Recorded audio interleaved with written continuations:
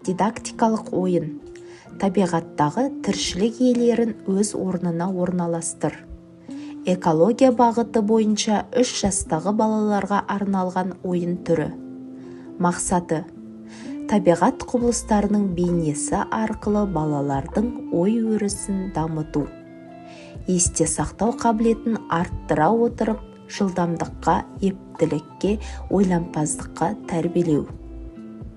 Ойынның құрал жабдығы: ағаштан жасалған жан-жануарлар мен жәндіктердің бейнесі бейнеленген тақтайша.